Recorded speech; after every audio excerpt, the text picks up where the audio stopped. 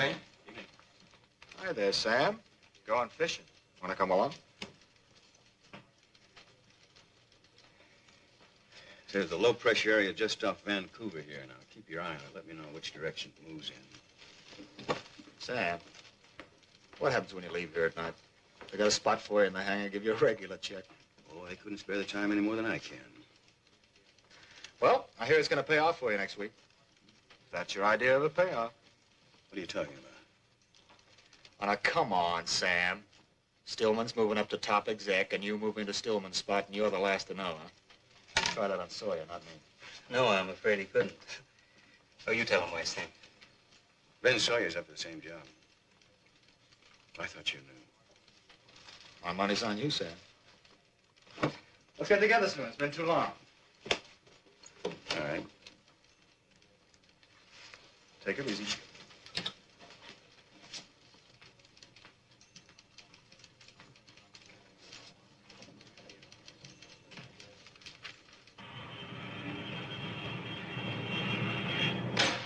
Here you are, Bob. Thank you. Why don't you start with the galley? I'll take care of this. All right. 50 passengers, is that it? No, 49. One cancellation. I'll give you that in a minute.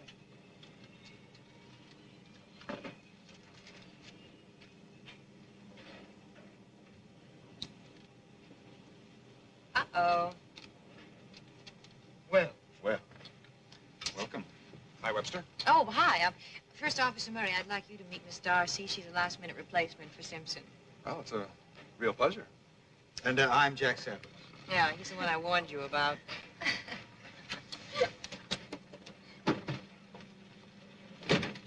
Hey, how about that, huh? Hello, Captain. Hi, Art. I was wondering if, hi. She's busy now. Well, when she gets on busy, have her bring me a cup of coffee.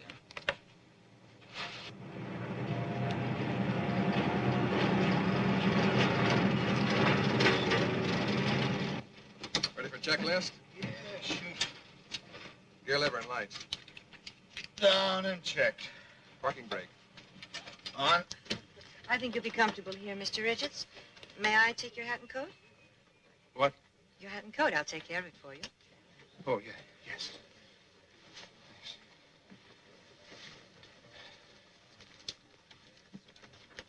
Oh, if you need anything, you just signal me right there, all right?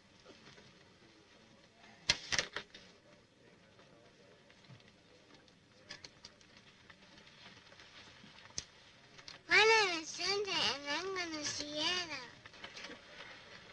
My name is Santa, and I'm going to Seattle. What, darling? There's Dolly. Now, you be a good girl. Granny's going to meet you at Seattle. Kiss Mommy. Bye. We'll take good care of her. Flight instruments? Checked. Hey, Art. They tell me there's a stream up around Walla Walla that is loaded with trout. You ever hear about that? I'm ready. One is clear. Two is clear.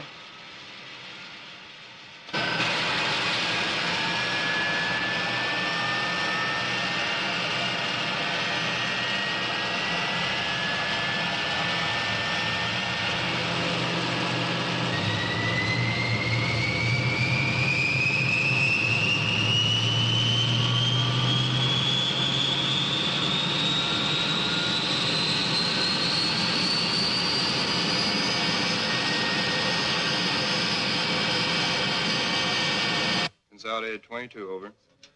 Consolidated 22. Consolidated 22, cleared to runway 25 left.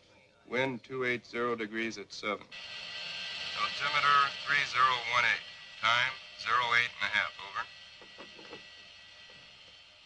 Good evening, ladies and gentlemen.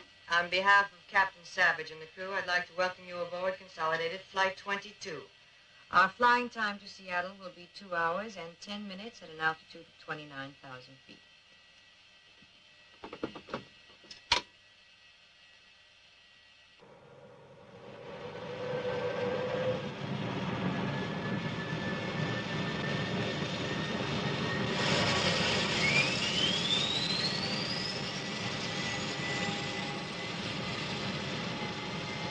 Climb on a heading of 270 degrees. Acknowledge, over. 270, roger. Consolidated 22. Rudder power. On and check.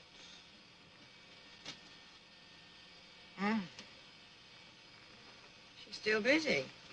Los Angeles Tower, consolidated 22. We're ready for takeoff. Consolidated 22, cleared for takeoff, over. Consolidated 22, roger. Still busy.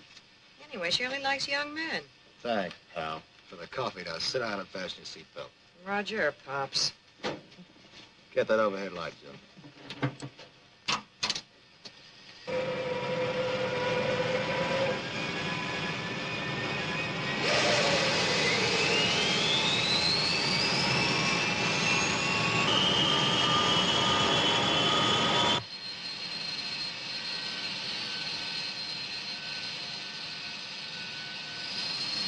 Knots.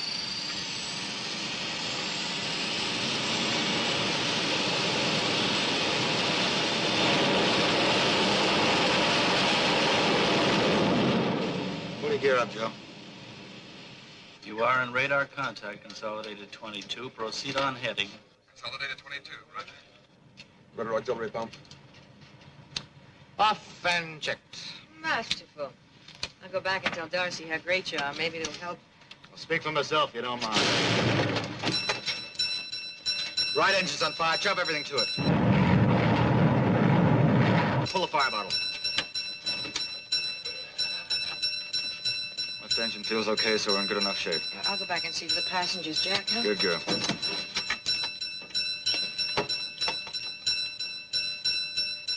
Los Angeles approach control. This is consolidated 22. Consolidated 22. This is Los Angeles approach control, over.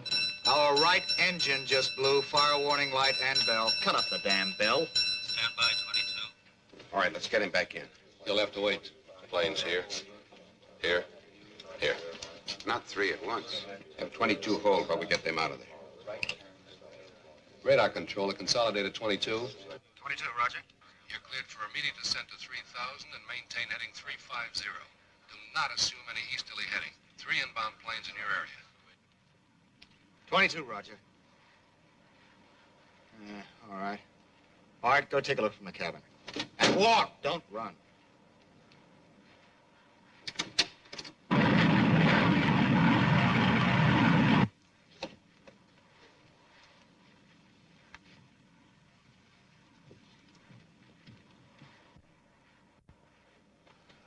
Tell him we're going back. Nothing to be worried about.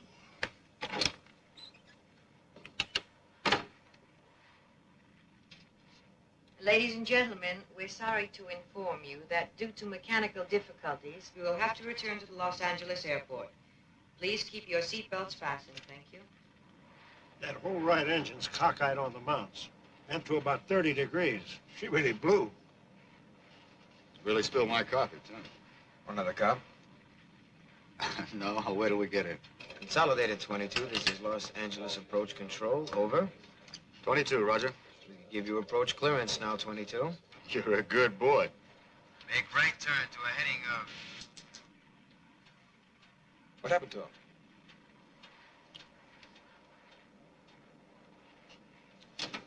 Radar control from 22, over. Went dead. Other engine. Radar control! Chop it out.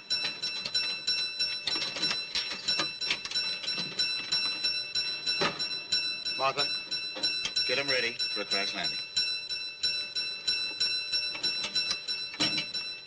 It's gone. He's dropped too low for the radar.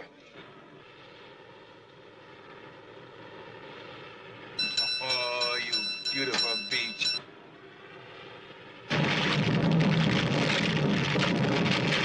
We're in.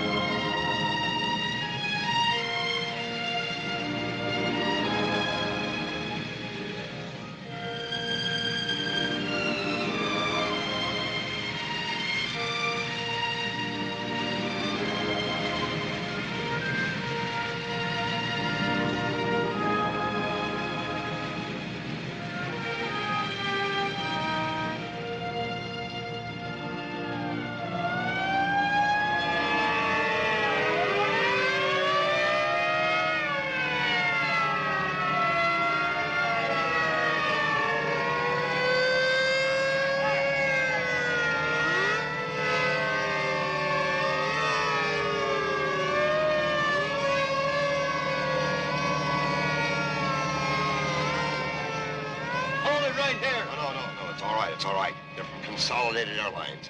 This is Mr. Stillman, Vice President in charge of transportation.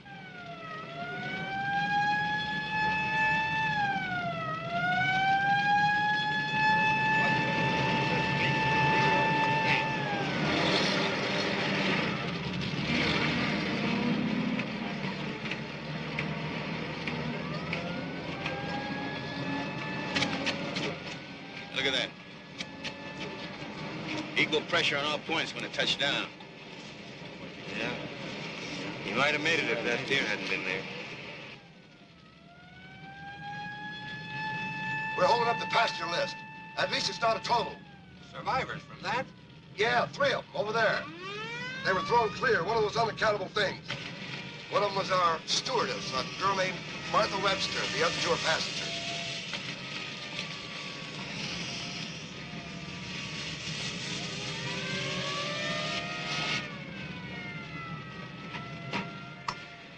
What are her chances? Too soon to tell. She's a pretty heavy shot. See that she's given everything necessary. This was Consolidated Airlines flight number 22. There were 54 people aboard, 49 passengers and 5 crew members. The accident occurred only 5 minutes after the takeoff. The plane was airborne, but it crashed only 10 miles from the airport.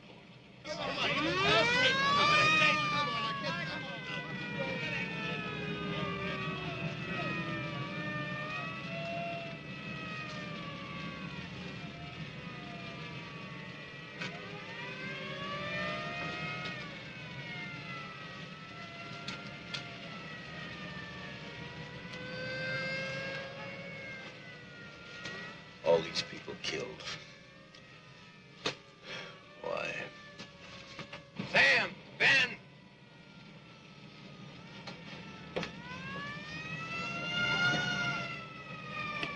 This is Mr. Proctor of the Civil Aeronautics Board. We're taking over the investigation. What about a place to put this plane back together? We'll make room for you. He'll answer all your questions. Just take it easy. Everybody take it easy. All right, here they come. Excuse me, Mr. McBain. We'd appreciate something from you, sir. You? Mr. Wilson here is our public relations man. He can speak for us. Well, I know, but since you're in charge of This pilots... is all sort of your bailiwick, isn't it? A thing like this. Mr. McBain handles flight operations. Mr. Sawyer here is Director of Engineering and Maintenance. It's the bailiwick of all of us. Excuse me. Anything further to add, Mr. McBain? All I can say is apparently it was a failure of the right engine soon after takeoff. That's all we know. And you think Yes, that's well, I said that's all we know for now. No, not quite. We also know that that was not the direct cause of the crash. And after the apparent failure, the left engine was known to be functioning perfectly and supporting the plane. Then how do you explain this when not only 10 miles from here was the world's biggest airport where everything had been cleared for your pilot? And he acknowledged approach clearance. That's silly invisibility. We're unlimited. Well, wouldn't this indicate some kind of pilot error? Captain Savage was a veteran pilot, and he was a very fine one. Yeah, but isn't it possible that he might have been... No, it is not possible. Explain the whole situation. Mr. McBain. Wait a minute, fellas. Wait a minute. All we can tell you right now... Wait just a minute. All we can tell you right now is a complete mystery. We're doing everything we can to solve it. We have the flight recorder. That's one thing right there. Would you explain exactly what a flight recorder is? Well, that's an instrument. The plane records how she's flying. Anything goes wrong mechanically, it'll show up on the graphs.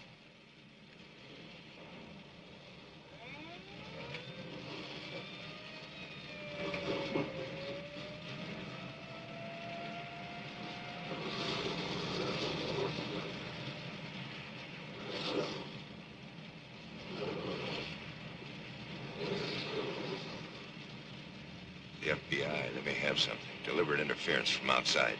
Sabotage? Why not? It's happened before. Okay, keep us posted. Seems one of the passengers took out a special 3-day air flight insurance policy. As much as he could get. And then hit 2 of the machines in the terminal for their maximum. Total of about 400 grand. I want that plane checked for explosion marks. Every inch. Considering that this is a CA. Every inch of metal, wire, and fabric. And under my direction, that will be done automatically. Excuse me, gentlemen. Keep this under your hats for now. It's about 2 of your survivors, the passengers. Yes? Just got the word. They never even made it to the hospital.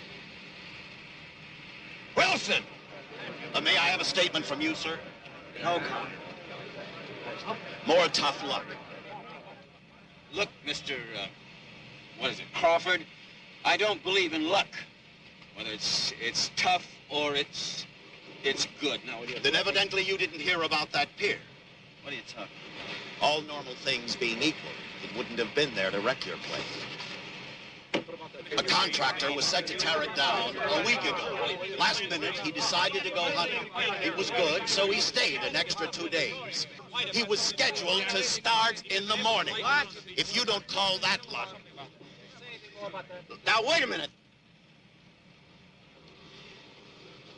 That crash was caused by something that had nothing to do with luck. I don't know, somebody tampered, somebody goofed. Then why not the pilot? There are more people involved in a flight than the pilot. Well, didn't you know that? Make your mind. All right, suppose we start anywhere. Just tell me anything that comes to your mind. Well, I think... Yes, I remember ringing the alarm bell. Trouble with the engine. We were just airborne, and I was with them in the cockpit. And then I went back to the passengers. And then the plane smoothed out. Is that right? Yes. It must have been something else. Something else. Don't disturb her anymore. No, it's all right. I think I opened the door, but I get to that point and I can't remember. The cockpit. I looked in and the alarm bell was ringing. The red lights were on, both lights. And then Wait a minute, both lights? Are you sure? I closed the door and I went back. Both lights. And there they were. Please, There that was will be all. Darcy. Darcy just standing there. That's what I don't understand. It was her first flight with us. Why, Darcy, why not me? Out of all those people, why me? Please tell me. Why me? Why me?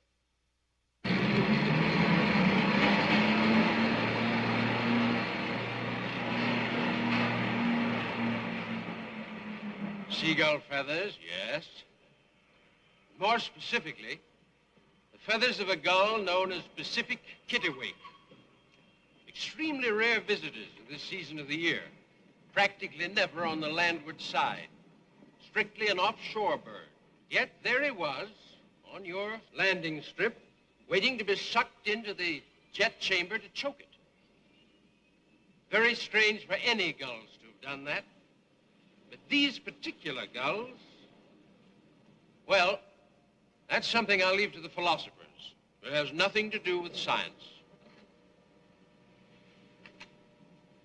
Hey, wait a minute, this is the right engine. We already know that can't be blamed for the crack-up. Neither can the other one. Well, wait until you look at it. We have. Come on, Sawyer.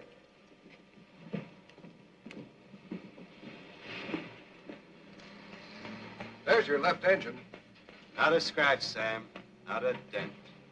No blast or explosion marks? Nothing. Well, that's impossible. I just left the stewardess, and that engine was on fire alarm. She heard it. She saw the light flashing. Fire it up.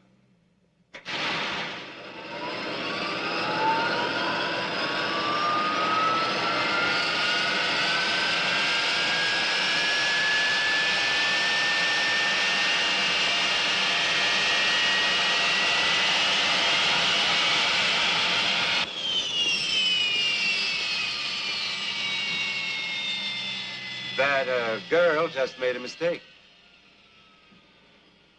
You sure you didn't coach her? Unintentionally? I mean, she must be pretty hazy about things, wouldn't she be? No, she came up with it herself. Or at least I thought so. He gave you the report about the flight recorder? What? That was wrecked beyond any possible use. Not that there isn't a little progress elsewhere. There's some action on that sabotage angle. What? Well, it seems that the guy with $500,000 worth of insurance was a down-at-the-heels artist living in a third-rate apartment in Hollywood, behind in his rent. According to his landlord, he'd never flown before in his life. Eccentric. But he was handy with tools. Could make anything. There, this one. Mr. Sawyer. Mr. Sawyer. Radar control is ready with the tapes. Let's go.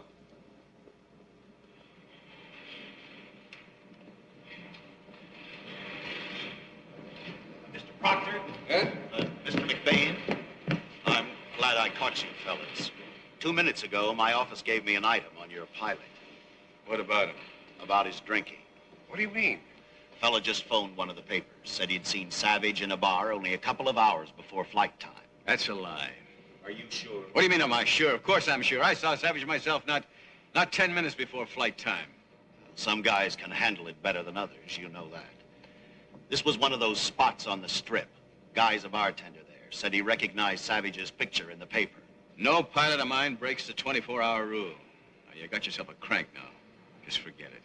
Well, I can't. He was seen an hour earlier at another joint and with the same pal. The pal could hardly walk. You use that on your newscast and you'll get sued right out of business. Nobody's calling it fact yet, Mr. McBain. They're not that stupid. I gave it to you now, such as it is, because I thought it might be helpful. We appreciate that, Crawford. Mr. Proctor, please call your district office. I'll meet you at the tower.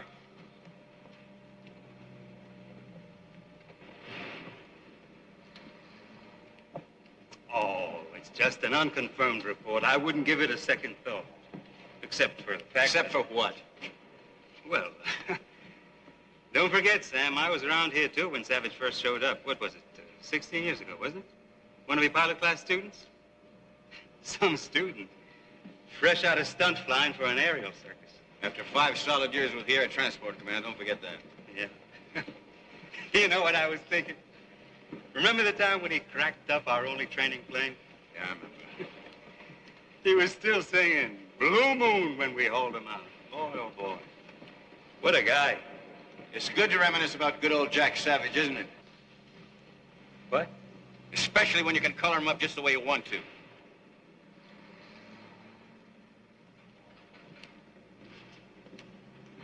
Maybe I got the idea from you. You're pulling engines out of your hat to throw at me every chance you've had. Well, I'm going to throw them right back at you, Sam. I want that vice presidency, too. All right.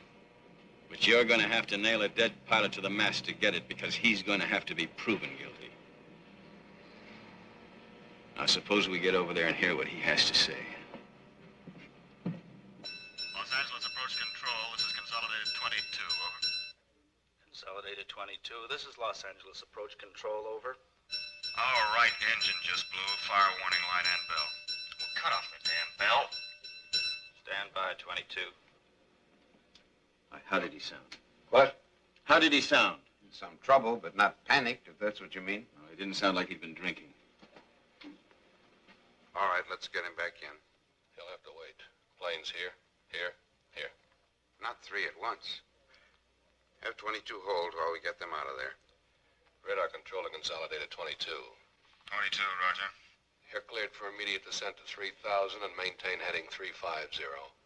Do not assume any easterly heading. 3 inbound planes in your area. 22, roger. Let's hear that absolutely steady. Thing like that, how could you tell one way or another? What's this about this drinking? I can tell you, Mr. Stillman, absolutely nothing. Now, funny thing, that last. Out of some 20 planes arriving during that hour, each of those 3, each one was off his individual schedule at that particular instant. Otherwise, we could have cleared Savage with no delay at all. All right, 22. We can give you approach clearance now. You're a good boy. Here was the other oddball thing. Their radio went dead. Will you acknowledge 22? This is Los Angeles approach control. Over. We never heard another word. That's when whatever happened to that plane happened. And of course, they weren't able to tell us about it, yes? Yes, he is. To you, Mr. Proctor. Oh, thanks. Yes, Proctor here. That's it. That's all there is. But how about that? Any idea on the odds of a radio going out? That had nothing to do with bringing that plane down. Well, that wasn't my point. I'm only saying that right in front of that situation, we had those 3 jets in there. That wouldn't happen in another dozen years either. But that isn't what caused the crash, and that's what we're interested in. What did? Something material, something you can put your finger on. Thank you. We'll be right there. That was the FBI. Another sabotage? Got some more dope for us. Along with the guy's suitcase that just fished out of the water. Well, that's it, gentlemen. So much for your saboteur. Forget him. Oh, wait a minute. What about all that insurance? That's not normal. Oh, for him it was. There was another guy going with Richards. Last minute, he had a premonition. He was your one cancellation. Richard got scared and hit the machines to their maximum, with his sister as beneficiary. Yeah, she lives in Seattle. She was getting married. That's probably why he packed away this moth-eaten tuxedo. He meant to get there all right in one piece. Yes. Excuse me, Mr. McBain. Mr. Hutchins and Mr. Wilson are here. We'll keep in touch. I want to get this in my report. Oh, yes, there's a CAB hearing tomorrow. Tomorrow?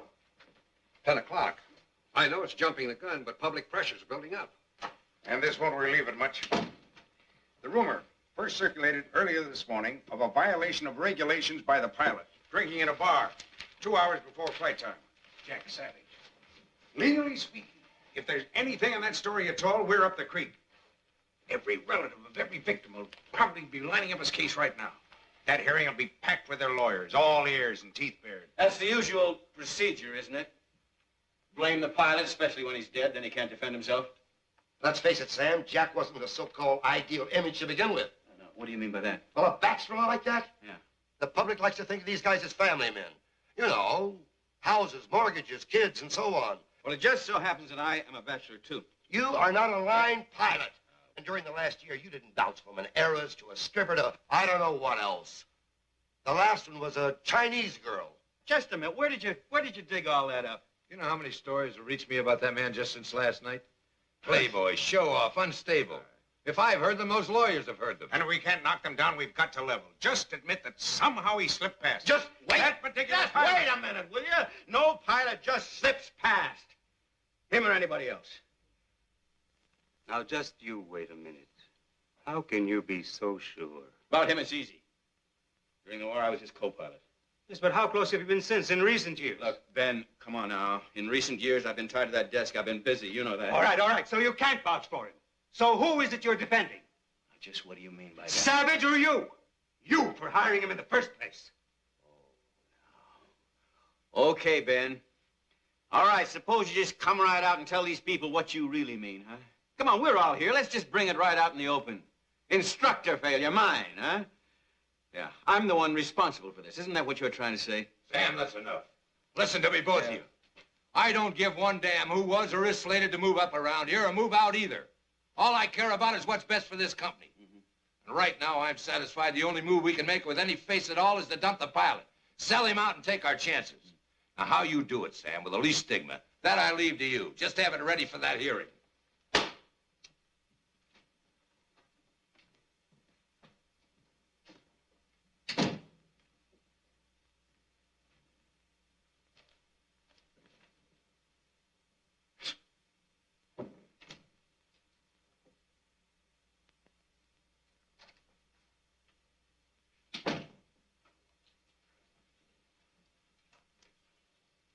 Teamed up on you, didn't they?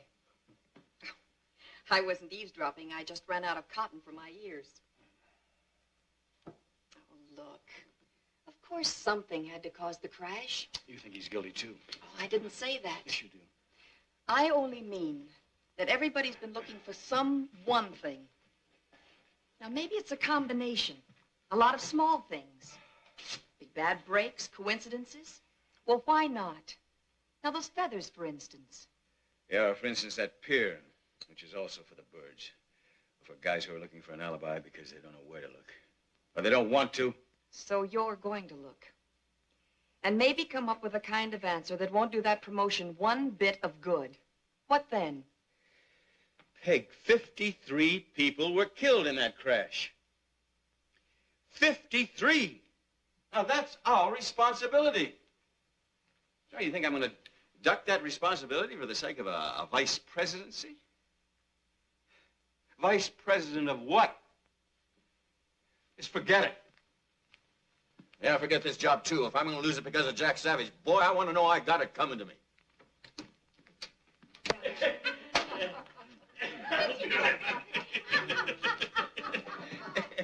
Hey, what do you have? Hey, I understand you're the fellow that identified the pilot of that plane. Yeah, I'm the one. You said he was in this bar last night. Yeah. And you actually saw him take a drink.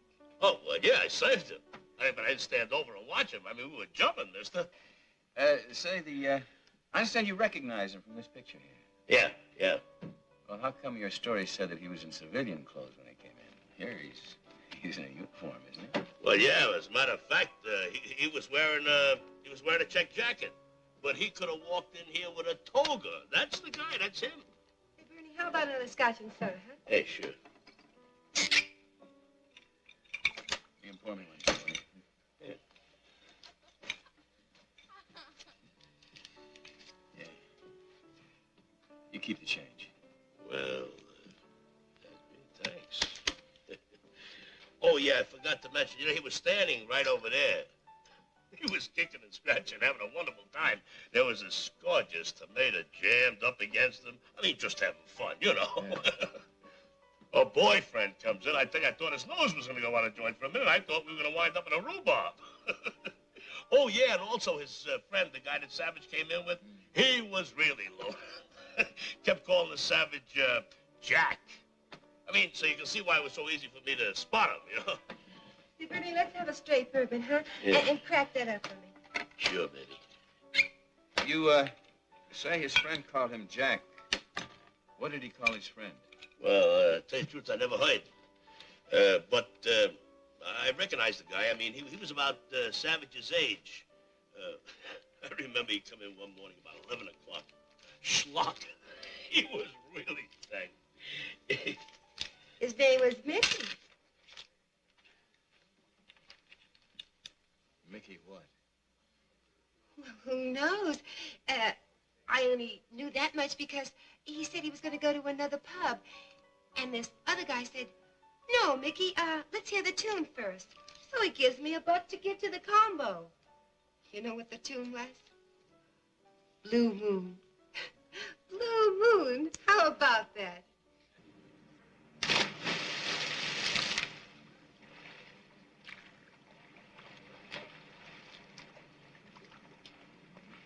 I just thank goodness you're not one of those reporters. Look what they did to my flowers. Stomped on them like buffalo. Asked me if I knew anybody named Mickey. I think 2 of them were really private detectives, for lawyers. They're pretty sneaky. This Mickey, do you know him? Oh, no, of course not, Mr. McBain. I never concern myself with the private lives of any of my tenants or their friends. They told me I ought not to touch things for a while.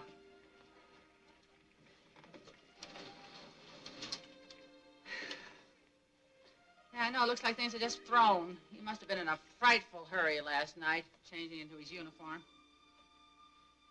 That's a nice one, isn't it? You like that sort of thing? I just never cared for checks. They're too showy. Of course, now for him, might be all right.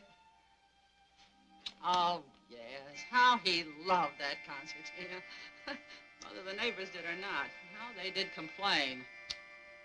Parties, dozens of people, him singing and squeezing that thing till all hours. Oh, I guess I shouldn't repeat that. No, it's all right.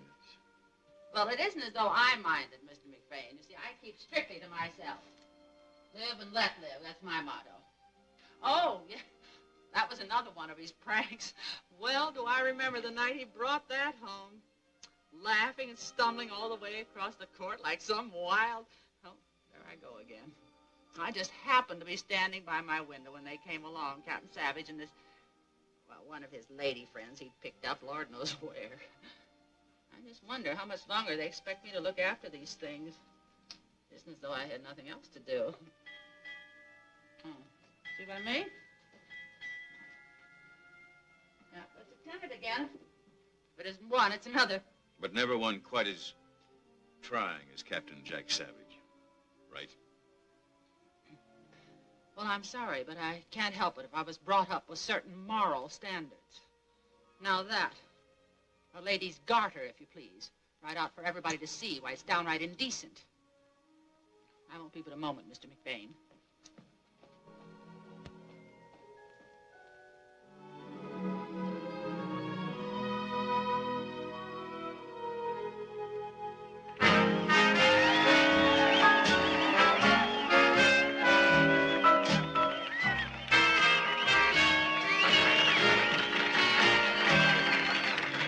love, no nothing until my baby comes home. No, sir, no nothing as long as baby must roam. I promised him I'd wait for him till even Hades froze. I'm lonesome, heaven knows, but what I said still goes. No love, no nothing, and that's the promise I'll keep. No fun with no one. I'm getting plenty of sleep. My heart's on strike, and though it's like an empty honeycomb, no love, no sir, no nothing till my baby comes home. No love, no sir, no nothing till my baby comes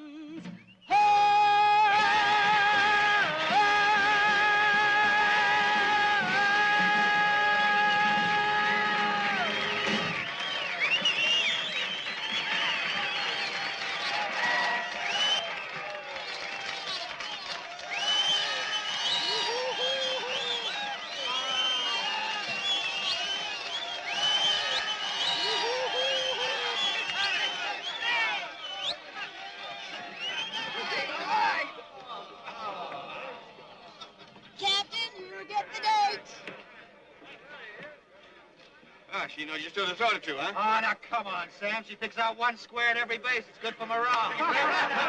Except yours, buddy. Excuse me. No love, no nothing, until my baby comes home. No, sir, no nothing, as long as my baby must roam. I promised her I'd wait for her. Oh, I would wait. Oh, don't take it so hard there, old pal. Morning for you, Sam. What? Your date's off. It's all right, she knows about it. The CO called her. Oh, come on, knock it off, will you? No, really. Yeah, sure. They're sending us out with a cargo of heavy machinery tomorrow morning, early. Briefing's tonight. You gotta take over. Why me? Well, they've nailed me for one of those strategy huddles over at base headquarters. You know how long that'll last. Tough luck, Sam.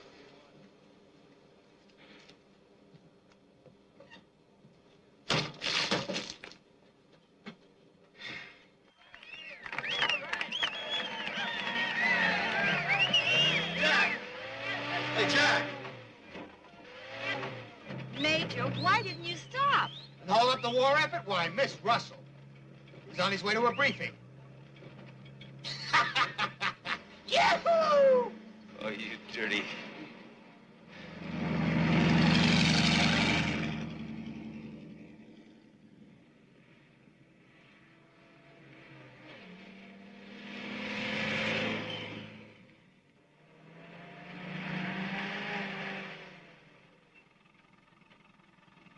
Hi. Morning. You know, boys, there's some tourist attractions around this country that are absolutely unbelievable. Not the least of which is your dear Major. I'm terribly sorry, Captain. I do hope I've made up for it a little, though. He told me you'd lost the other one. The other one? Bye! We'll be back tonight! Great girl, Sam. Well, now we got the complete set, huh?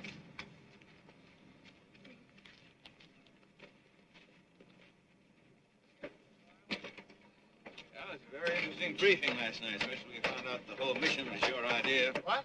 Oh, yeah. Well, I get these brainstorms once in a while, you know. It can be terribly tiring. Well, you're in great shape for a fine flight. Well, I don't intend to. You're going to be doing most of the flying. Hey, Ralph. Yes, sir. Wake me up when we get over that Jep ammo dump, will you? Yes, sir.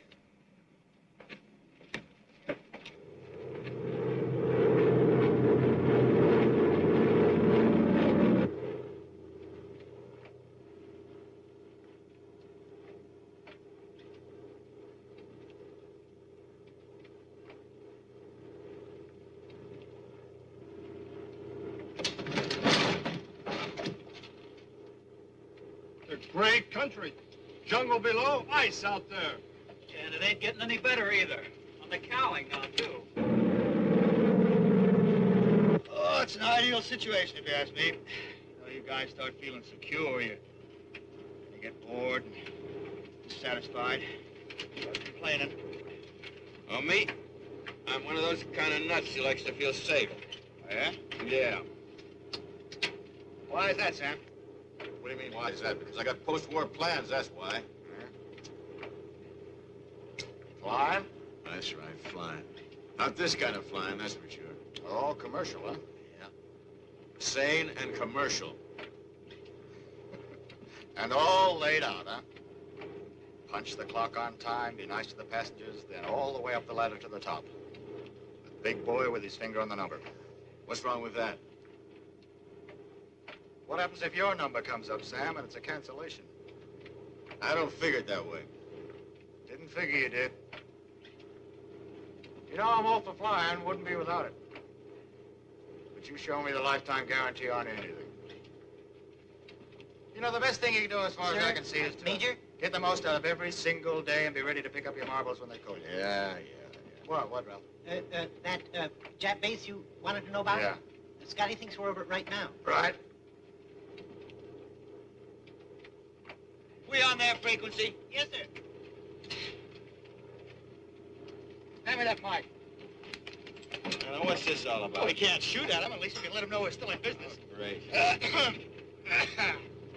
Steady there, baby.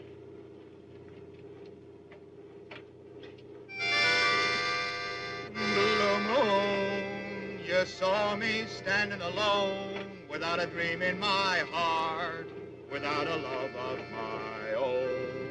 Now, blue moon, you I know... hate to interrupt your concert, but I got news for you. This plane is carrying more weight than it can hold up. Well, so let's get down and flow out, huh? Blue moon, you knew just Great. what I was there for. I hit that mountain there, which is exactly what we're going to do. We're on full throttle and we're still losing altitude. That mean we're gonna bail out? Oh, now, let's not be rash about this, Ralph, boy. Okay, Sam.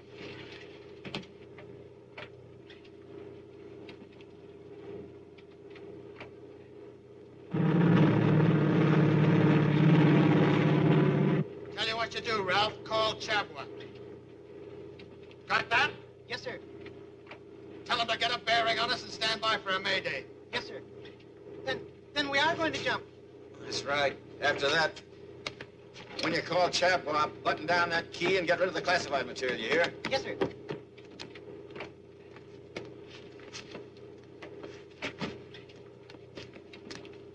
Get him out of there, Sam. Go on. I'll be behind you when I finish up here.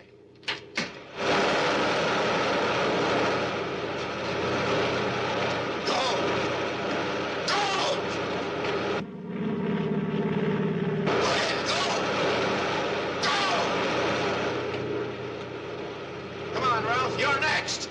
Wait a second. I'm having a little trouble. I'll look after him. Go on and take off. Come on, let's go. I told you to get out of here. Bundy! Bundy, come on. I'm in command of this plane, and that's an order. Now, out!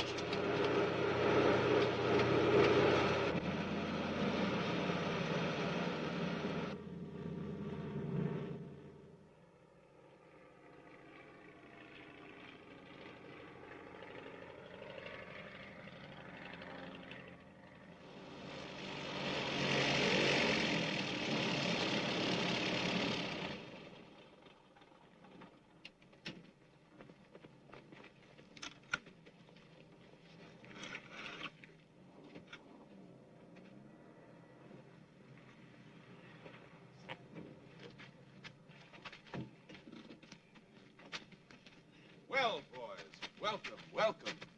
I tell you, that was great news, hearing that you'd been spotted. We're mighty happy, and I know you are, too. Yeah, well, we could be a lot happier.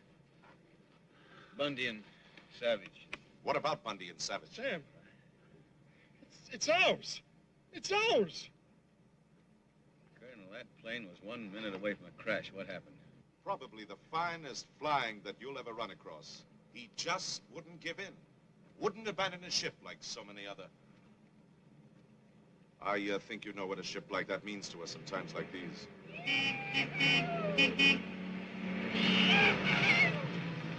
Giving him his own command, you know, in Greenland. If any man ever deserved it. How's it make you feel? Kind of heroic? Of course, I'd be the last guy in the world to say he planned it that way. Boy, if you ain't one hell of a looking crew! Hey, Scotty! You okay, pal? Just great. Fine. I'll come out to the hospital and see you. Well, Sam. Good old Sam.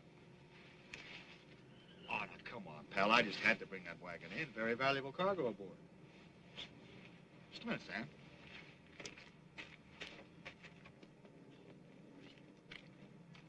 Here it is, Sam. Jane says welcome home, too.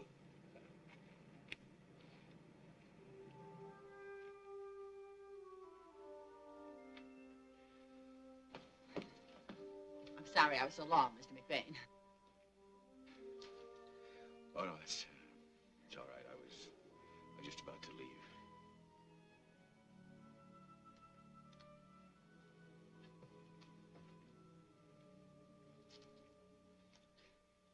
She's lovely, isn't she? You recognize her, of course. No, I can't say that I do. That's his fiancée, Lisa Bond. The Pasadena heiress. One of the oldest families in Southern California. How he snared her is a mystery to me. She wouldn't even see the newspaper men this morning, they told me. That's why I did all I could to help them about Captain Savage. I felt so sorry. You say she lives in, what was it, Pasadena? You have her address? Oh, Mr. McBain, you wouldn't visit her now in her hour of grief? Oh, dear me, no. A lady like that? Oh, no. Oh, you look lovely. How was your... Oh, Tom and Eloise have been asking for you. Eloise! Listen, have a drink. I'll be right back. I have a immaculate bar. Now, what you think?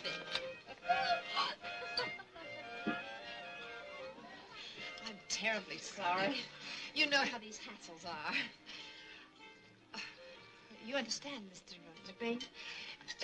This was already scheduled. There simply wasn't time to stop it. I really couldn't, no matter how I may have felt inside. How did you feel, Miss Bond? I mean, inside. Terrible. You did. Now, where were we? Where? We were talking about a man by the name of Mickey, who was supposed to have been a friend of your late lamented fiancé. I thought you might have met him. Hello there, Sarah. Tom. Hi, Lisa. How are you? Do you mind? Could we go someplace, excuse me, and talk? We're away from all this. Oh, Mickey. Nope, I don't recall anybody by that name. But actually, I've met almost none of Jack's friends. It actually didn't last very long, the engagement. I don't know how it even started. You don't know how it started? In the ladies' room, where else? It was up in San Francisco at the airport, between planes. I don't know, the door jammed. And there I was, damsel in distress, yelling for help at the top of my lungs. And you know what happened? He talked me into staying over. And then he got a buddy of his to fly his schedule so he could stay over, too. Now, that's what I call a real salesman. Lisa, if you're not going to dance with your friend, how about letting me have a chance? But I just was going to do the same thing, darling. Look, I'm kind of running out of time, and besides, I seem to be just playing straight man to some of your very delightful recollections. Some other party, perhaps. Excuse me.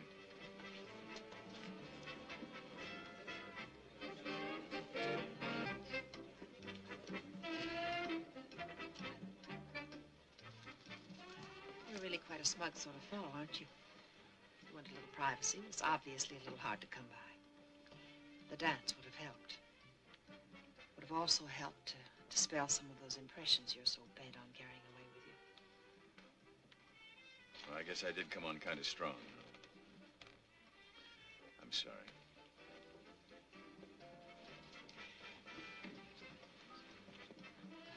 Right after that San Francisco episode, I found myself organizing a big party, a big weekend at my Santa Barbara ranch. I wanted all my friends to meet him. The grand finale was to be the formal announcement of our engagement. Do you know what he did? He wandered off that day and showed up 2 hours late. We found him in the kitchen wearing hip boots and cleaning a sink full of fish. Well, that must have made quite a hit with everybody.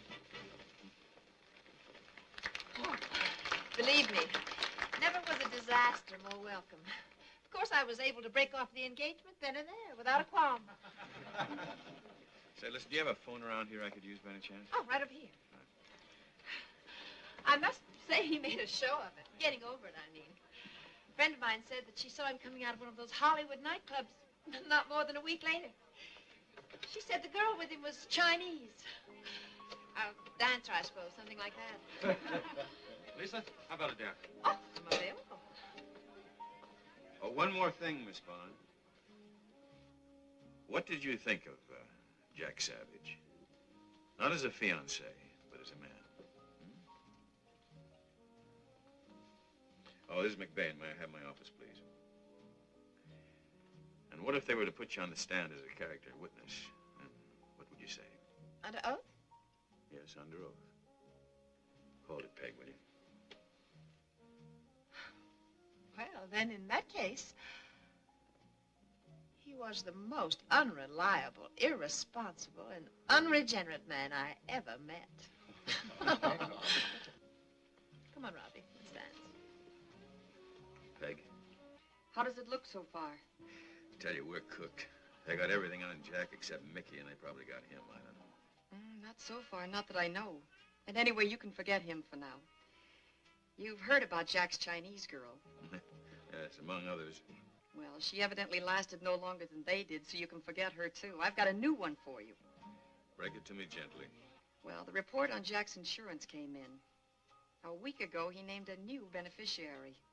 Sally Fraser, 26, unmarried. Ever hear of her? No, of course not. Where can I reach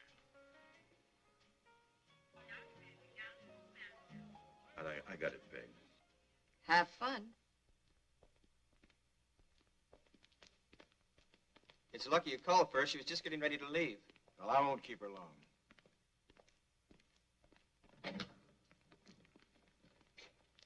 The gentleman is here, Miss Fraser. Thank you.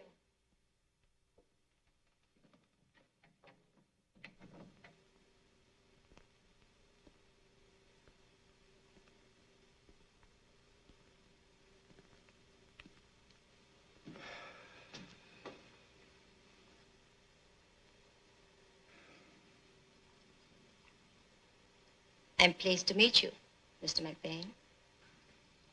Well, it's nice of you to see me.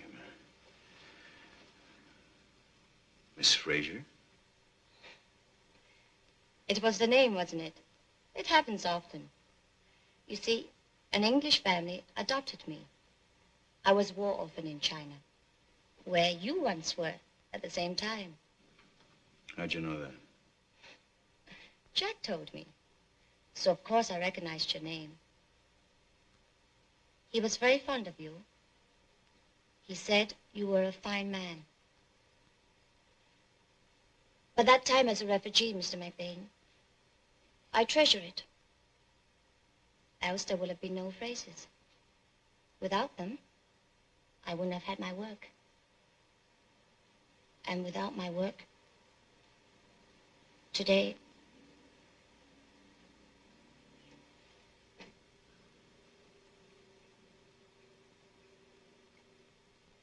there she is.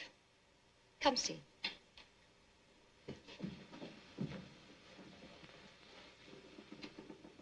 Suphophorus maculatus, in case you've never met. She's a lot smaller than her name, isn't she? You may call her moonfish, if you'd rather.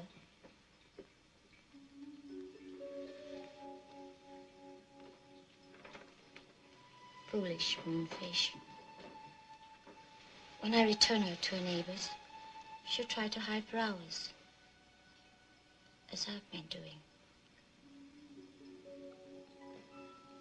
Tomorrow, though, I'll be able to go to his apartment. To pick up the aquarium. It was just a guess. I saw it there. You should have seen us bringing it. Yeah, I got the picture from the manager.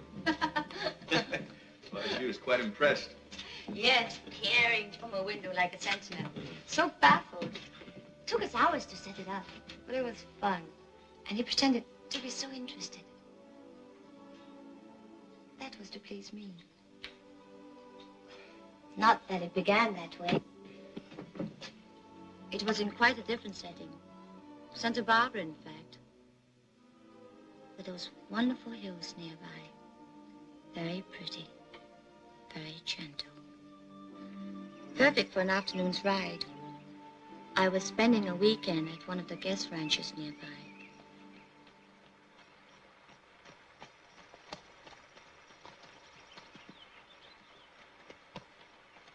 Yahoo!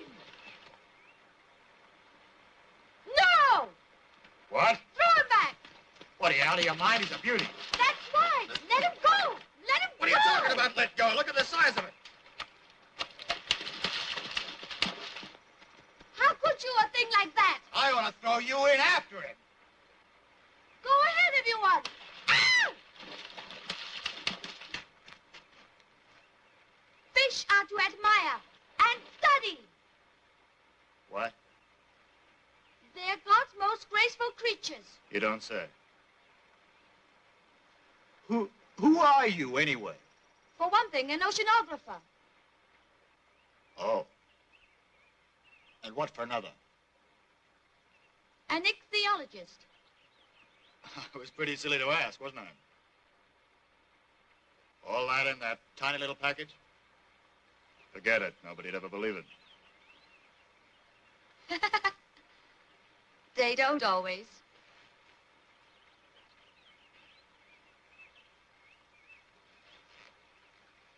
Well, in any case, please try to forgive me for what happened. I'm sorry. Hey, wait a minute. What do you mean you're sorry? You think you can just pop out of nowhere and wreck everything and then say you're sorry and skedaddle? You can't get away as easily as that. What would you have me do? Well, for one thing, you can see how many more crazy things you can tell me about yourself. And let's see how many more I'll try and believe.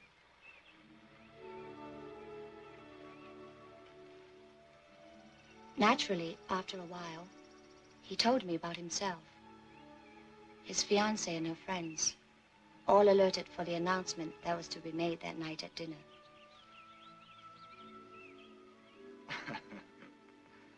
No. Let's not rush things.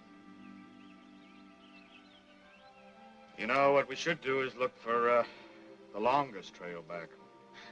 I don't understand. You want to be late for the announcement? I want to stop it altogether. What kind of a person are you? Another fish getting off a hook. You approve of that, don't you? If you didn't want to get married, why didn't you tell us so? I didn't really have anything to say about it. First time I knew I was engaged was when I read it in the papers. But I think it's all settled. I've been working on this flight plan for quite some time now. I think it's cruel. No, not cruel. It's crude. The minute I barge into the kitchen with these, it'll all be over. Her friends will celebrate her return to sanity, and her fans will cheer her escape. Sally? Don't look so worried. It's as right as rain for her, too. Come on.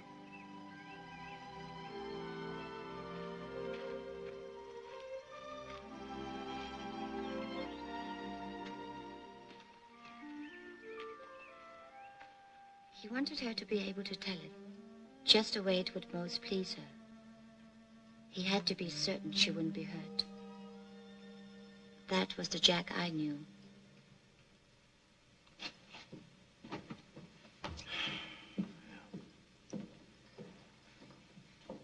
It's too bad it's not the Jack I knew.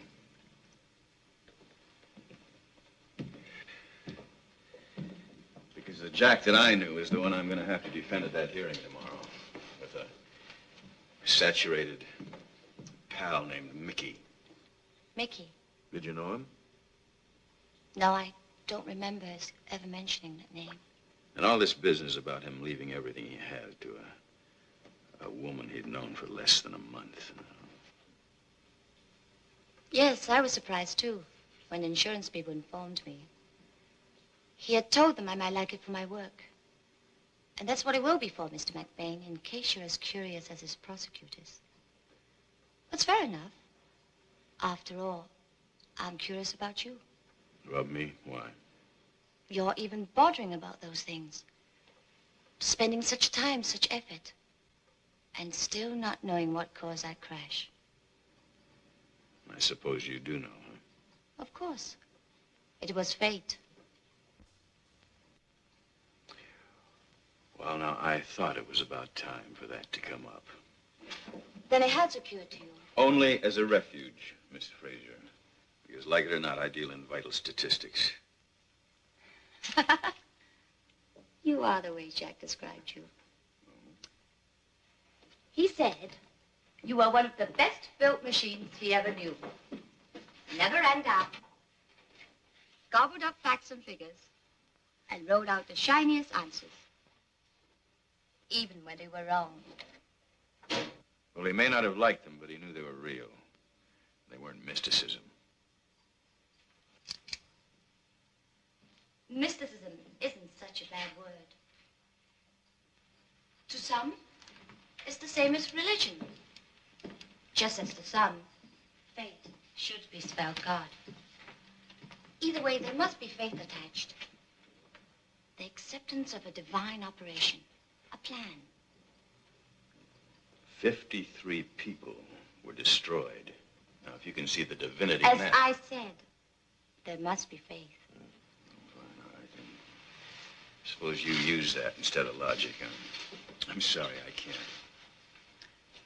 But once you can, so many things will fall into place. It may even occur to you then that perhaps fate has been moving you too.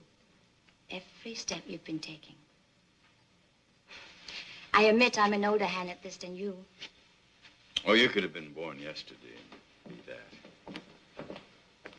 I can tell you that there have been moments these past hours when I felt that the whole overall plan, whatever it is still somehow moving on towards some purpose, some revelation. I mentioned this to Ralph Bundy only this morning. I'm not sure he believed me Wait a either. minute. Did you say Bundy? Ralph Bundy? You remember him? Jack said he was part of your crew during the war. Yes, he was our radio operator. Yes. He and Jack were close friends. Do you know where I can find him? He might know this Mickey. Would you like me to take you there? I'd like that very much. That's the plan again, you see. It happens to be on my way home. Right.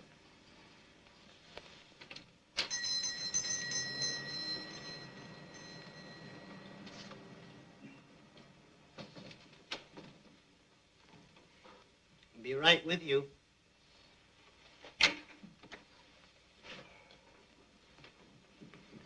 Sally.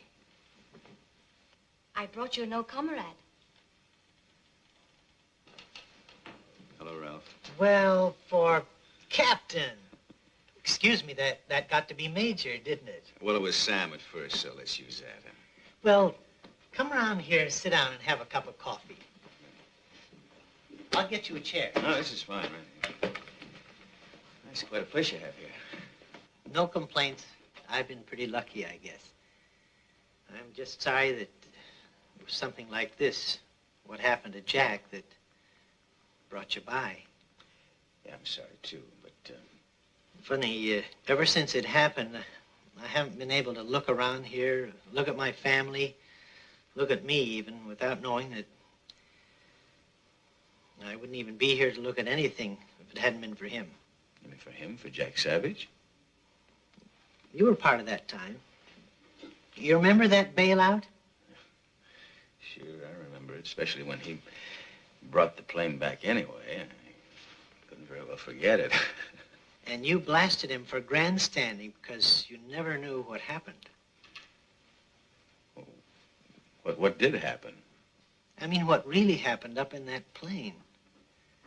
Right after Jack told you not to wait for me, and finally he had to order you out. I remember how scared I was. I guess that's what caused it. I was bumbling around with the gear and finally went back to make the jump.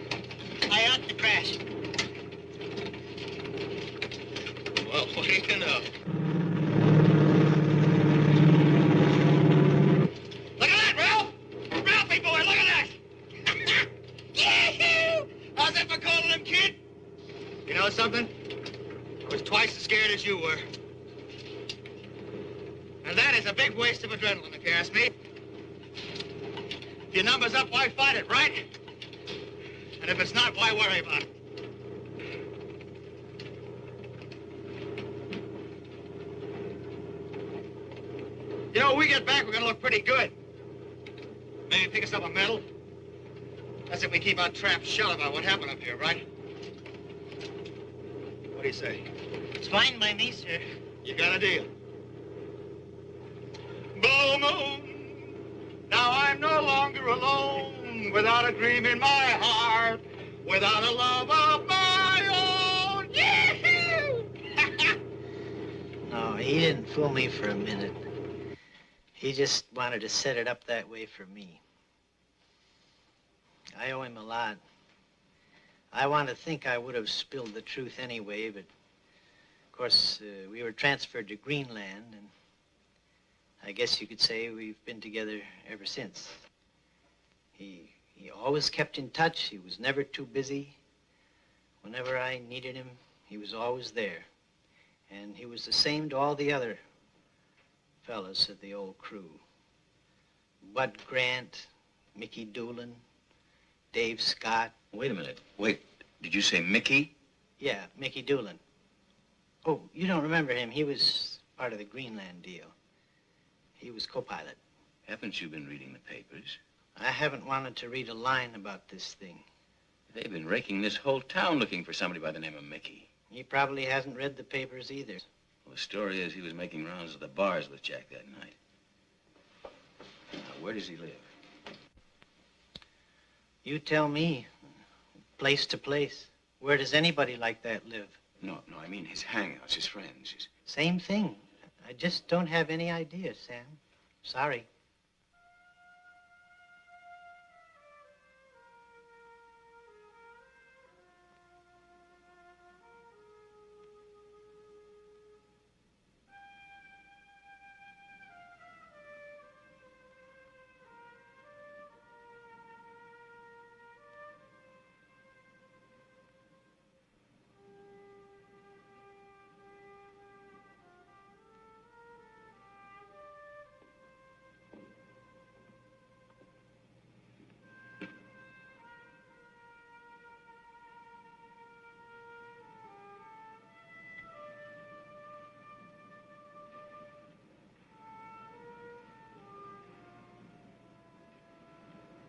You should have broken it up in smaller pieces instead of putting it back together again.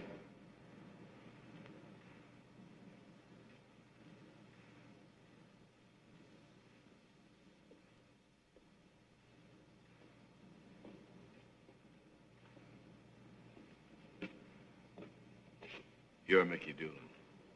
Yeah, that's right. I've been waiting for you. I had an idea you wanted to see me.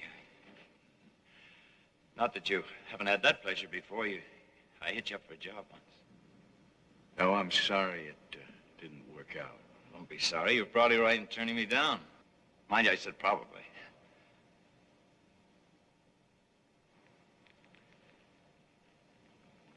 He didn't do it, you know. Proving it was something else. Well, if he did, I can tell you this, he left something else behind. What do you mean by that? I haven't the slightest idea.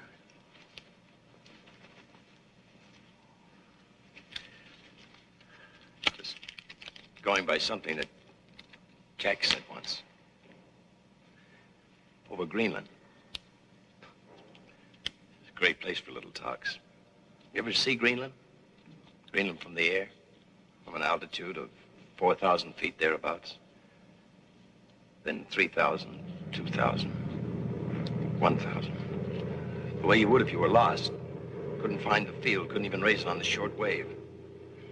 And you're nosing down through the clouds, so maybe you can get low enough so you can see it with your eye. We didn't know how high we were above anything till we saw it land or sea. Naturally, this is a matter of grave concern to our leader. Blue moon, you know just what I was there for, yeah. Saying a prayer for... Give me a light, Ralph. Yes, sir.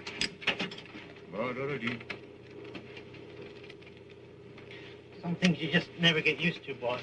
Yeah, like plowing into the ocean. I've got a feeling we've gone as low as we ought to go. Yeah, I think you're probably right, Mick. Okay, thanks, old chap.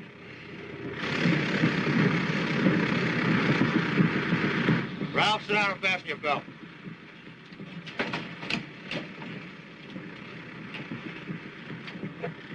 The four's out, feather it.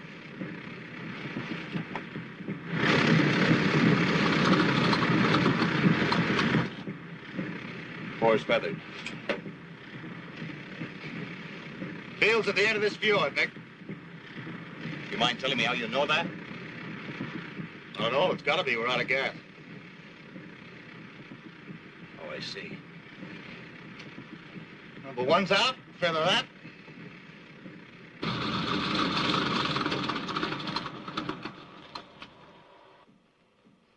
Feathered.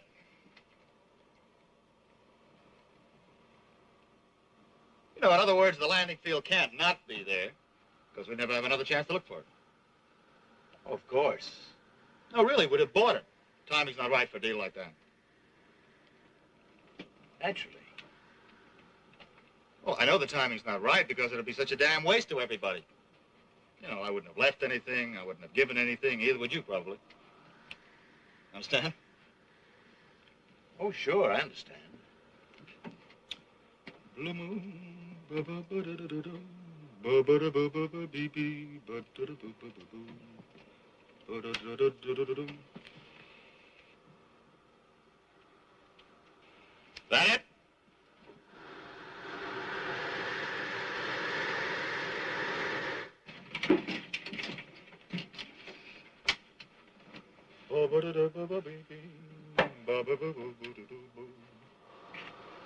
That was it, as far as that cockeyed philosophy was concerned. I never got a word of it. I never forgot it either. Who knows, maybe he did leave something after all. Well, I can tell you one thing I wish he hadn't left. That was the saloon tour he made with you. The tour, true. The drinking? You'd have had to chloroform him first. He ordered a drink. He ordered a dozen of them, but they were all for me. Not that he used to do it. Matter of fact, he spent 5 years trying to buck me into AA, until I finally convinced him he was wasting his time. And mine, too. After that, nothing but the best. He used to say it offended his delicate sensibilities. My taste for rot-gut whiskey and two-bit wine. Mickey? Oh, come on, none of that. Not until I know you better. No, this is for services, plus taxi fare here for a CAB hearing in the morning. What do you want me for? I want you to tell him what you told me. Do you think you can make it? For him, my friend, I'll zero in on that hearing like a B-25 and heavy flak. And I mean dry. Dry as a squeezed-out sponge.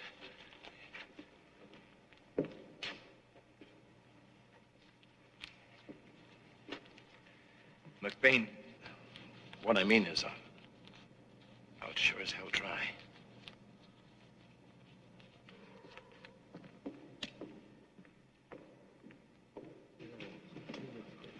Ladies and gentlemen, you are witnessing the preliminary informal inquiry of the Civil Aeronautics Board into the facts surrounding the recent crash.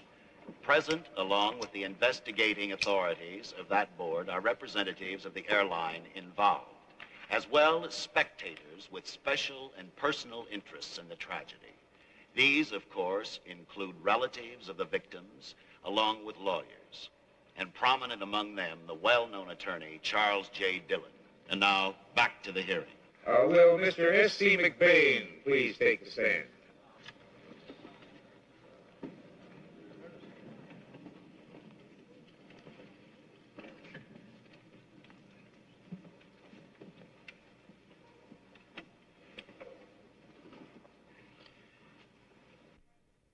Now, Mr. McBain, I dare say you've conducted certain investigations of your own, quite apart from those of this board. Well, let me say, Mr. Chairman, that my search has been one of process of elimination. As you know, in the beginning, there was a strong possibility of sabotage. When that was ruled out, it left two other possibilities, either human or mechanical failure. And when the mechanical failure was ruled out, that left the one other, which was the human failure. It also left us with a scapegoat by the name of Jack Savage. As far as these charges against him as breaking rules and lapses in character, I can assure you there are witnesses here, Mr. Chairman, who will testify under oath that these charges are absolutely false.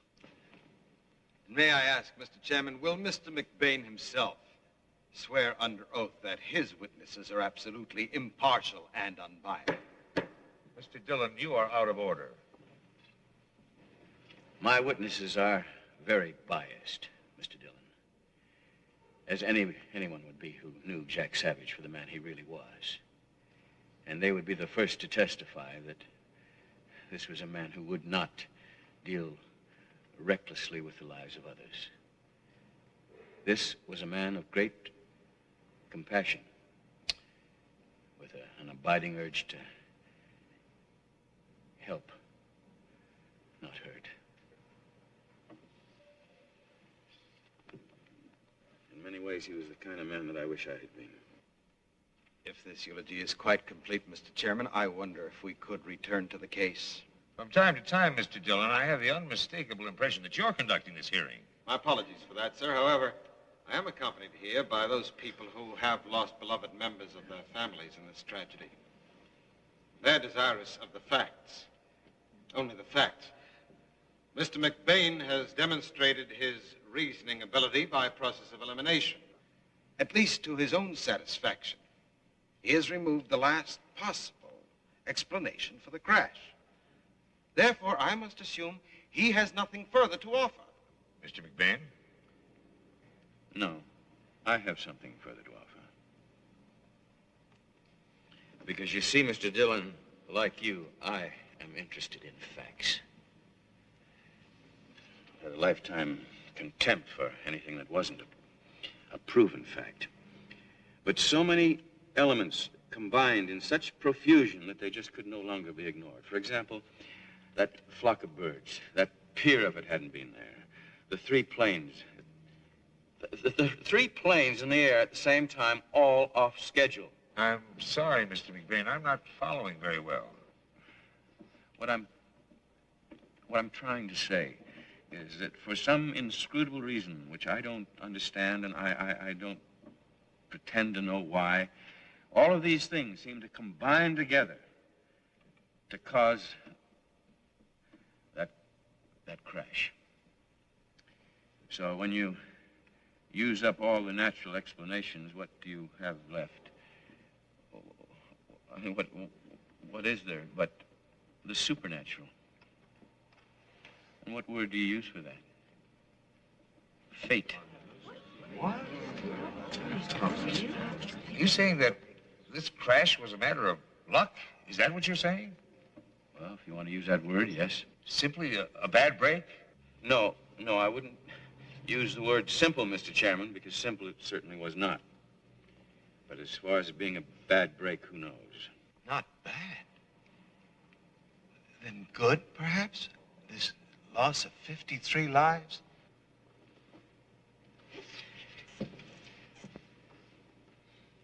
Not being God, I wouldn't know if it was good or bad any more than you. Yes, but surely you must have some theory about it.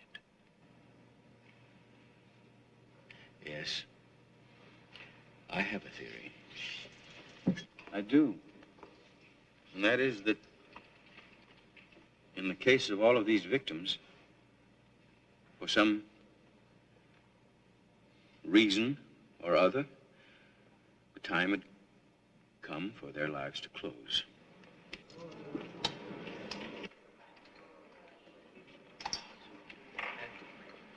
You're saying that your organization really performed a most saintly service in collaborating on this mass execution, and therefore ought not to be condemned but praised? Mr. Chairman, may I interrupt? Mr. McBain, don't you know that if we gave any credence whatsoever to this explanation of yours, that every stupid pilot error that's ever been committed could be excused on the grounds of chance? Mr. Chairman. Certainly he knows this is no more than a remarkably inept attempt to obscure what was clearly pilot error. Will you be quiet? And I have every intention of proceeding on that basis. May I please have the floor? The chair recognizes Mr. Hutchins. Let the record show, sir, that Mr. McBain's testimony is entirely his own and is in no way an expression of Consolidated Airlines in this matter. Duly noted. May I also, at this time, request permission to withdraw until later in the week in order to prepare a more proper presentation. Under the circumstances, I see nothing to be gained by continuing today's session. Request granted.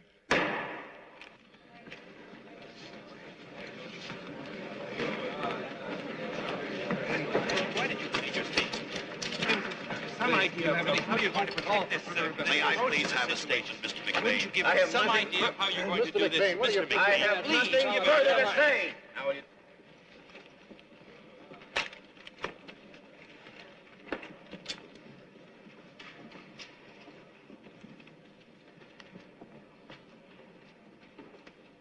didn't tell you the wrong things.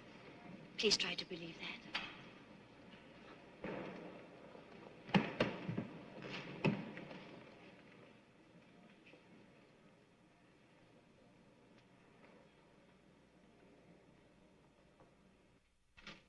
Sam. I'm not going to ask you why, because I know why. You believed it, or you just couldn't have done it. Which hardly cuts down on the damage. Look at these. Ticket cancellations. I have to tell you... Yes? Martha Webster's on the phone. The stewardess. She's calling from the hospital. Will you take it? Oh, yes. Hello? Mr. McBain? Yes. This may sound foolish, but I just wanted you to know that what you said at the hearing. Yes. I believed you, every word. Thank you, Martha. I appreciate that very much. I'll get back to you later. I have to tell you, Sam, I got a message from the board of directors. All right, you can give them an answer. Tell them they'll have my resignation in the morning. I'm afraid they were a little more impatient than that. All right, they can wait at least through tonight. For what possible purpose? What difference does a couple of hours make? All I know is the shorter the time, the more the fun. I thought we'd had about all of that kind of talk we need. What's the sense of it? What do you think you can do you haven't already done? What's left? All right. I'd like to take Jack's flight again myself.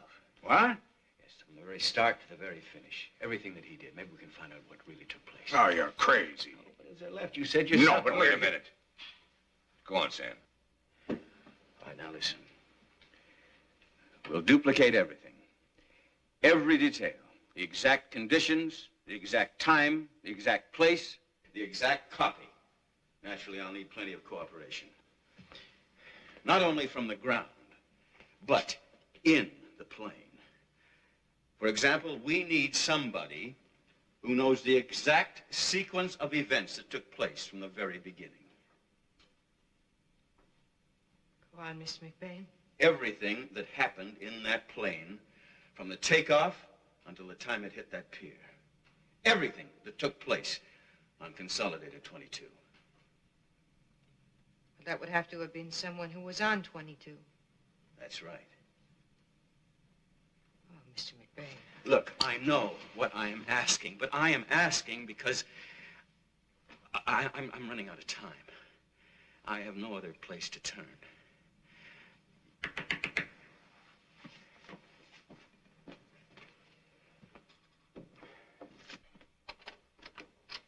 Here you are, Miss Webster, all cleaned and pressed, good as new. Oh.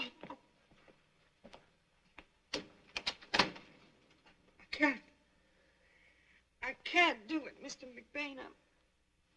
I'm so ashamed. No, Martha, if anybody should be ashamed, it should be me.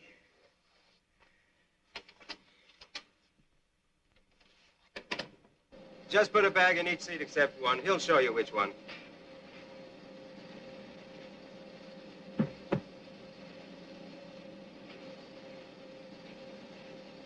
Now, who ever heard of shipping sand by air and in first-class seats?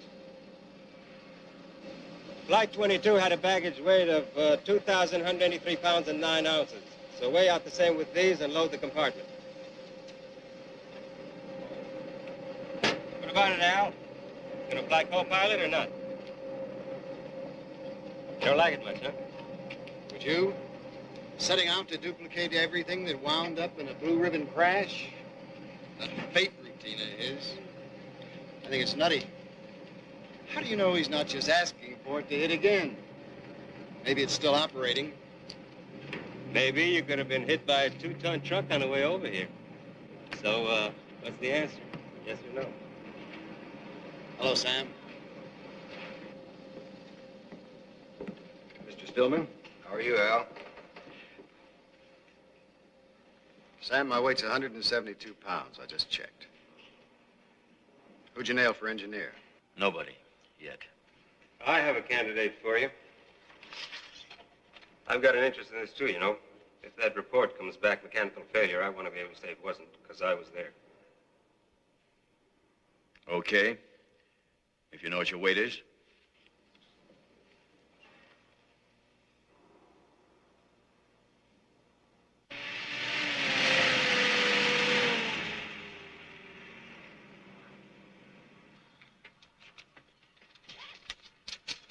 All set. Down to the last cup, saucer, plate, and bottle.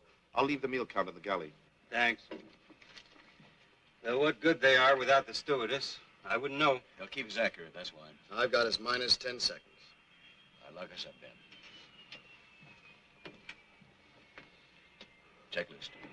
Hold it! Hold it! Push it back!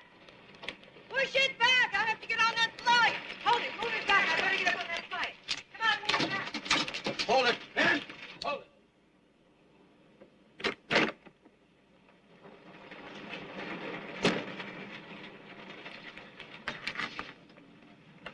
Sorry. Guess I held you up a little bit, huh? It's all right. We'll make it up.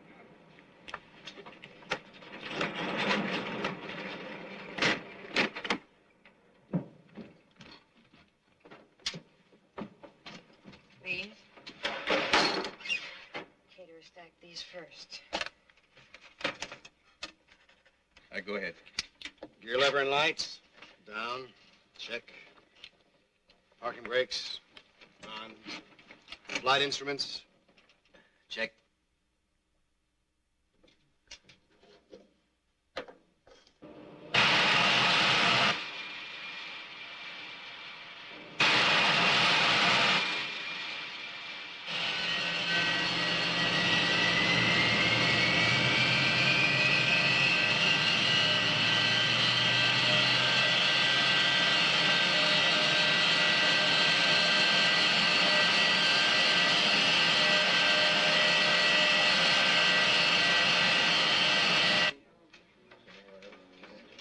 Wind, 280 degrees at 7, which is pretty odd. Exactly the same as the other night. Over. Roger. Thank you.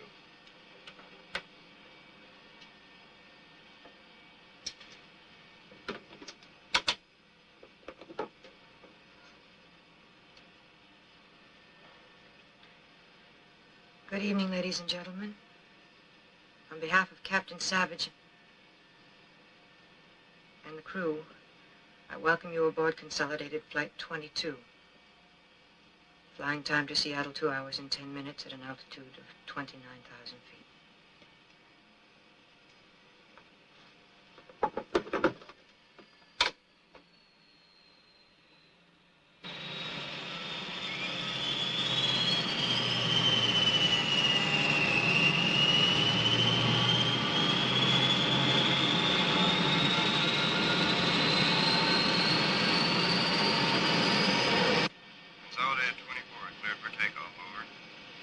Roger, Consolidated 24. I don't know if you want it this detailed, Mr. McBain, but it was now that I brought him the coffee. I want everything. Oh, well, I handed it to him. And, he was busy with the check, and well, yes, he said it right down here. We joked about Darcy. She was supposed to bring it, and then you... I mean, then Jack, he told me to sit down and fasten my seatbelt. You're doing fine.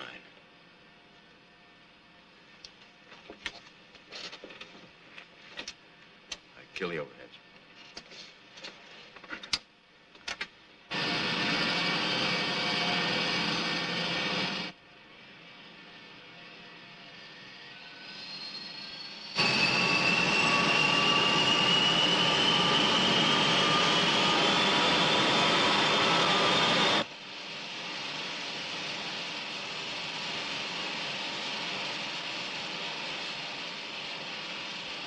knots.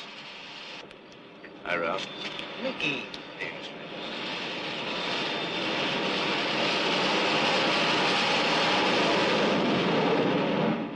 20-degree flaps, landing gear up. You're on the radar, contact 24. Savage's tape is running. I'm trying to track you with it second by second, okay? Roger, Consolidated 24. We have you 2 miles west. Same pattern exactly. It must have been about now your right engine went out. Yes, it was now. Cut the right engine. No, don't trim first. Just cut it. Now I trim. You're busy chopping the line, pulling the fire bottle. Our right engine just blew. Fire warning light and bell. Right on the nose. Cut off the damn bell. It was now I went back to the passengers. Now, wait a minute. Martha, hold it just a second. Come up here. Tell me, is everything exactly as it was? Exactly? Well, everything except the light and the bell, they were both on. And there was a fire in that engine. Going by the playback, Sam, we just told him to descend to 3,000 and maintain a heading of 350. We're doing it. You're over the ocean now. A while yet before his radio went dead. We'll give the word. You'll have to tell us what happened then. Stand by. All right, 22. We can give you approach clearance now. You're a good boy. Make right turn to a heading of 090 degrees. Maintain 3,000 until advised. Now. Somewhere now. The boys here say he didn't turn back. Not till some seconds later. Any developments? Nothing. Ought to be coming up soon. It was about now that I came back up here from the passenger section. I opened the door. What was going on? The bell was ringing, and Murray was trying to put out the fire. Jack was holding on to the wheel. He told me to get them ready for a crash landing. Come in, 24. What's happening? Nothing. Nothing at all. I saw it. I know I saw it. Tell him to bring the plane on back. All for nothing. Sorry, Sam. I've just been told to clear you back here. They send a... Radar control. Go on. Radar control from 24. Over. Your radio's out. That's it. The left engine. Chop it. Pull the bottle. I told you it happened this way. Come in, 24. Seatbelt, we'll have to crash land. No, we won't. We're okay. That right engine's all right. We cut that off ourselves. Start the right engine. Start it! She won't catch. All the way. Come on, all the way.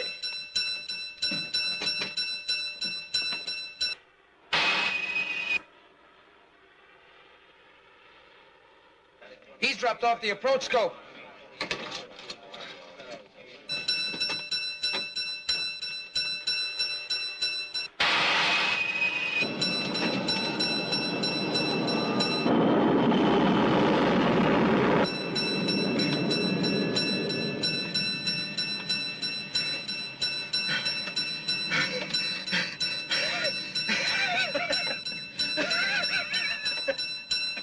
Picked him up again. Call the tower. Tell them to clear the field. Right. Let's get down there.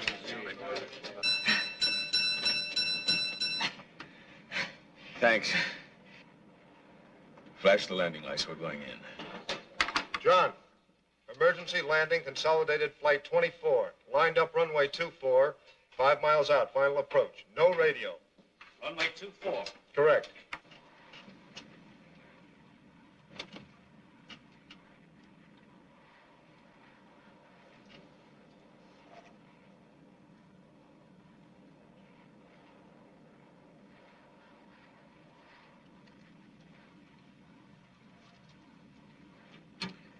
Pry the lid off that, Ben.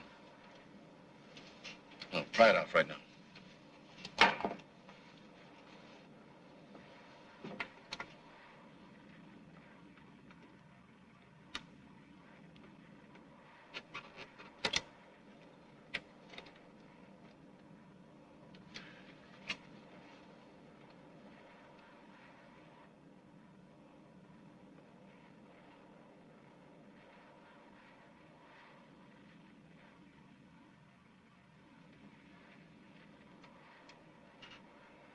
Start the left engine. It's out. That engine is as good as the day it was built. Here, take it.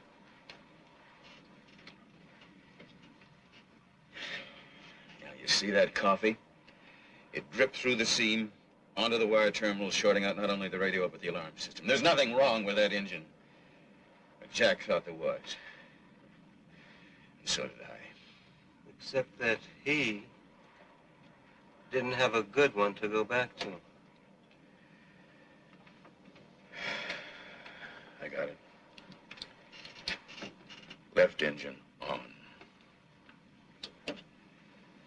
Aye, sir.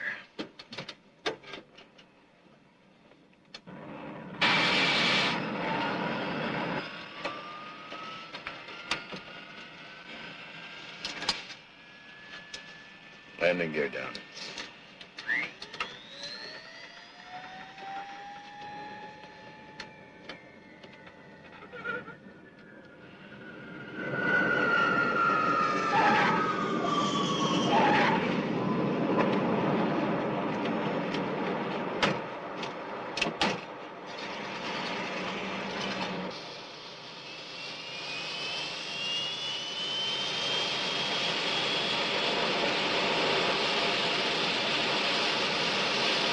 Cut him.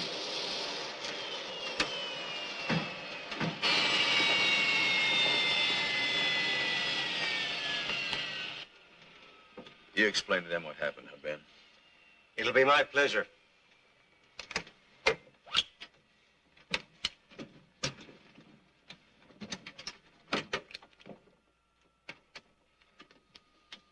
See you, Sam.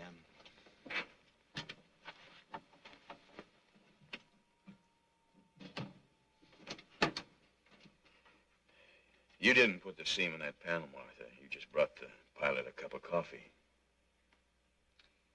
What will they do about that? At the seam? We reported to the FAA. They'll contact all the airlines and the plane manufacturers, and the error will be corrected. That's what. So that it can never happen again, huh? So that it can never happen again, yeah.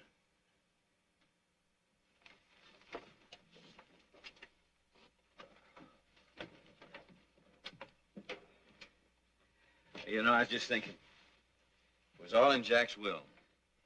He told a friend of his that he wouldn't go unless he left something.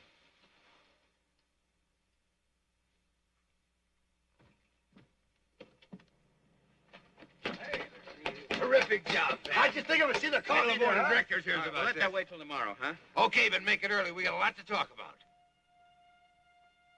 Martha, come here. I want you to meet some friends of mine.